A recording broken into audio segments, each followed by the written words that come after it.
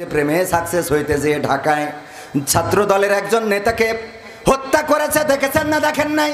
হত্যা করার সাথে সাথে ধারণা করা হয়েছিল হয়তো রাজনৈতিক কোনো হত্যা হতে পারে, কিন্তু আহারে ঘটনাটা কি বের হলো? একজন নারীর জন্য তার জীবনটা দিতে হলো। মিন্নির মতো ঘটনা ঘটেছে বরগুনার। মিন্নির নাম আপনাদের মনে আছে না নাই? ত্রিভুজ প্রেমে জড়িয়ে গিয়েছে। প্রাইভেট টিচার যিনি, তার সাথেও প্রেম করেছে। আবার ক্লাস 4 থেকে শুরু করি স্যার একজনের সাথে লাইন মারা। 9 বছরের প্রেম আর প্রাইভেট টিচারের প্রেম। চিন্তা করে কার সাথে যাব, কার খাবো, কার সাথে থাকবো, এই দুইটা ব্যালেন্স করতে পারে না। আগের প্রেমিকরে বলিছে নতুন ডারে দুনিয়াতে সরাই দাও, যাতে অন্তত আমি সিদ্ধান্ত ভালোভাবে নিতে পারি। আহা, একটা মায়ের কোল খালি করে দিল, খালি সিদ্ধান্ত নেবে যে ও নেই, আমার আর টেনশন নেই, এখন যেইটা এইটার সাথে চলবে। লোকজন আগে আসতে বলবো, আসবে না ওকে আবার যা বলার সিরকুট দিয়ে বলবেন। ওয়াজের মধ্যে কথা বলা যাবে না, তো সে যত এলাকা ছেলে হয় সিরকুট দেবেন, এনে পড়বো তারপরে কথা বলবো। ভাইয়েরা আমার, ও আমার ভাইয়েরা, এই মিন্নির মতো ঘটনা ঘটেছে ঢাকায়। তৃতীয় তলায় যে দরজায় নক করেছে, কিন্তু পরিকল্পনা তো তাদের, এবং নারীদের পরিকল্পনা অত্যন্ত জঘন্য। নারীরা শেষ করে দিতে পারে। আদম আলাইহিস সালামকে জান্নাত থেকে বের করেছে, জান্নাত থেকে বেরোতে হয়েছে যদি আল্লাহর পরিকল্পনা ছিল। তবুও আমাদের হাওয়া আলাইহিস সালাম শয়তানের ওয়াসওয়াসায় পড়ে গিয়েছিল। বলেন ঠিক না বেঠিক? আমাদের আদি মাতা শয়তানের ওয়াসওয়াসায় পড়ে গেলেন, আর আদম আলাইহিস সালামকেও সেই গন্ধক ফল খাওয়ালেন। এর বিনিময়ে কি হয়ে গেল? লজ্জাস্থান থেকে কাপড় সরে গেল। জান্নাতের কাপড়গুলো আল্লাহ রাব্বুল আলামিন কেড়ে নিলেন, তারপরে জান্নাত থেকে দুনিয়ায় পাঠিয়ে দিলেন। ওগো আমার ভাইয়েরা, এই জন্য নারীদের ষড়যন্ত্র থেকে নিজেদেরকে আল্লাহর কাছে পানাহ চাইবেন। যদি সে বউ হয়, পানাহ চাইবেন কার কাছে? বারবার দোয়া করবেন, রব্বানা আতিনা ফিদ দুনিয়া হাসানা ওয়া ফিল আখিরাতি হাসানা ওয়া কিনা আযাবান। মুখস্থ আছে না নাই? পড়েন, রব্বানা আতিনা ফিদ দুনিয়া হাসানাতাও ওয়া ফিল আখিরাতি হাসানা ওয়া কিনা আযাবান নার। হে রব, তুমি আমাকে দুনিয়ার কল্যাণ এবং আখিরাতের কল্যাণ দান করো, এবং জাহান্নামের আযাব থেকে রক্ষা করো। আল্লাহর কাছে দুনিয়ার কল্যাণ চাইবেন, আখিরাতের কল্যাণ চাইবেন। সালাতুল হাজত পড়বেন, যত মুসিবতে পড়েন, যত বিপদে পড়েন, সালাতুল হাজত পড়বেন। সম্ভব হইলে তাহাজ্জুদ পড়বেন। আল্লাহর কাছে কাঁদাকাটি করবেন। সব মুসিবত থেকে মুক্ত করার মালিক কে? বলেন কে? আল্লাহ মুক্ত করার মালিক। এই মেয়েটা, বর্ষা নামের মেয়েটা কি করলো? মাহির নামের ছেলেটার সাথে প্রেমে মত্ত হয়ে 4 থেকেই প্রেম করে আসছে, 9 বছরের প্রেম। তারে বলেছে যদি এইটারে সরাইতে পারো, জুবাইরকে যদি সরাইতে পারো, জবু বলে ডাকে তার বাবা আদর করে, যদি সরিয়ে দিতে পারো তাইলেই আমি তোমার হব। আহাতও করা হলো, দরজায় নক করলো, দরজাটা খোলো, আমাকে একটু বাঁচাও। ওই মেয়েটা বলেছে তুমি না মরলে আমি মাহিরের হইতে পারবো না, সুতরাং তুমি মরে যাও, সেটাই ভালো। এই যে মেরে ফেললো, আহারে এই প্রেম, এই ভালোবাসা। এখন একজন মায়ের কোল খালি করলো, অপরজনের মা আবার ওই আসামিকে এনে ধরিয়ে দিয়েছে, নিজে পুলিশের কাছে সোপর্দ করেছে। আর যেই মেয়েটার কারণে সেও এখন জেলখানায়। বলেন দেখি, প্রেম কি ভালো কিছু বয়ে আনলো না খারাপ কিছু? তাইলে এই প্রেম কি করা যাবে? না, করবেন না। প্রেমের পিছনে ঘুরবেন না। আপনি যারে চান চিঠি দিয়ে লাভ নেই, মেসেজ করে লাভ নেই, ফ্রেন্ড রিকোয়েস্ট পাঠায় লাভ নেই, টিকটক করে লাভ নেই।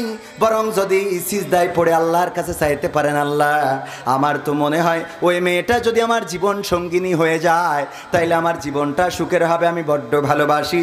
আল্লাহ রাব্বুল আলামিন যদি কল্যাণ মনে করেন তারে তোমারে দিয়ে দিতে পারে না? পারে না? কথা কয় না, পারে না? পারে না? যারা বিয়ে করেছেন তারাও সেই দেখবেন আপনাদের ডবল বিয়ে হইতে পারে। এই আল্লাহ দিতে পারে না? পারে না? এটা কি খারাপ কাজ? খারাপ কাজ? ভাইয়ের আমার, নফসে মুতমাইন্নার কথা বলছিলাম। প্রশান্ত আত্মা তো এমন। মুসা আলাইহিস সালাম দাঁড়িয়ে আছেন, সাহাবীরা, ওর মুসা আলাইহিস সালামের সাহাবীরা খুব বেতাড়া ছিল। কি ছিল? বেতাড়া। মানে মুসা আলাইহিস সালাম যদি উড়ে বলে সুজা, উড়া যায় বেকা। কোরআনে সব ঘটনা আছে। সূরা বাকারা এটা তো ওই ঘটনাকে কেন্দ্র করি। বলছে যে গরু কুরবানি দিতে বলিছে, তা বলছে সেই গরু ছোট হবে না বড় হবে? তা বলছে যে মাঝারি জুতির, আল্লাহর কাছে শুনে নিয়ে বলছে মাঝারি জুতির। বলছে কালার কি হবে? এবার বলছে কালার এই হবে। বলছে তা গায়ে হবে না এড়িয়ে হবে?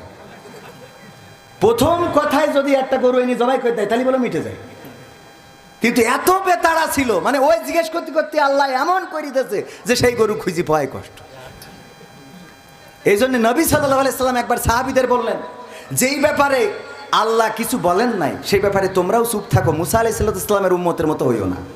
কত সুন্দর কথা।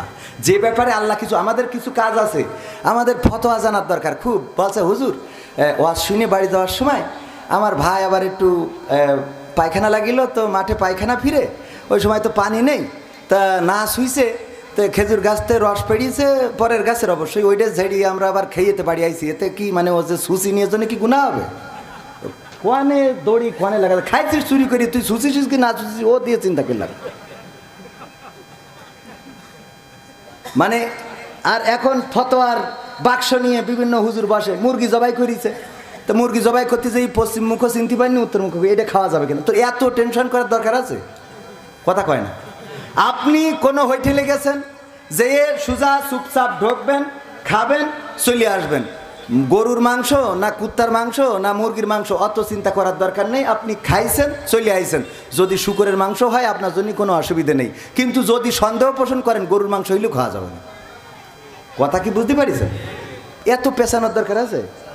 মুসা আলাইহিস সালামের সাহাবারা ছিল খুব বেতাড়া, ওরা আল্লাহর কাছে সিজদা করবে না। এই জন্য আল্লাহ বললে একটা গেট বানাও, এমন গেট জানে ঢুকতে গেলে মাথা নিচু করা লাগে। গেট বানাইছে, বলছে মুসা আমাকে তো চেনো না, পা আগে ঢুকাবো, পা ঢুকাই তারপর গুলাই উঠা মতো, গুলাই ঢুকা মতো পা আগে পুড়িয়ে দিয়ে তারপর, মানে কত বেতাড়া। ওরা নদীর পাড়ে দাঁড়ায় বলছে আমরা প্রথমেই কইছিলাম না যে এর থেকে ফিরাউন ভালো, এখন এমন জায়গায় এনে দাঁড় করাইছ, এখন হয় সুবানি খাবো না ওখানে মারবো। মুসা এবার তো বিপদে ফেললে আমরা বলো মানতে পারছি না, ওরা কাছাকাছি আসলে বলো কুবাকুবি নিজেদের মধ্যে বাঁধবে। আল্লাহর নবী মুসা আলাইহিস সালাম প্রশান্ত আত্মার অধিকারী ছিলেন, নফসে মুতমাইন্না, এত প্রশান্ত, কিছুই বললেন না, চুপচাপ আল্লাহর অপেক্ষায় ছিলেন। আল্লাহ রাব্বুল আলামিন বললেন মুসা কি সমস্যা? ও গো আল্লাহ, নদীর পাড়ে তো দাঁড়ায় আছি, পার হইতে হবে, কি করব? আল্লাহ বললেন হাতে কি? লাঠি। এই লাঠি দিয়ে কি করো? ছাগলের পাতা পেড়ে খাওয়াই, আমি মাঝে মাঝে রাস্তার দিকে পাথর সরিয়ে দিই। আল্লাহ রাব্বুল আলামিন বললেন ওই লাঠি দিয়েই বাড়ি দাও নদীর উপরে। মুসা আলাইহিস সালাম বললেন বাড়ি দিলে কি হবে? এটা বলেন নাই, বলেছেন আর বাড়ি দিয়েছেন, রাস্তা বানিয়ে দিয়েছেন কে? জোরে বলেন কে? আল্লাহ রাস্তা বানাই দিলেন কয়টা? 12টা গোত্রের জন্য 12টা রাস্তা পার হয়ে গেল মুসা আলাইহিস সালামের সাহাবীরা। ও আমার ভাইরা, এই ঘটনা এই পর্যন্তই থাক। এরপরে ইব্রাহিম আলাইহিস সালামের আগুনে ফেলা হবে, চড়ক গাছে উঠানো হলো, রশি বাঁধা হলো, টানা শুরু করেছে।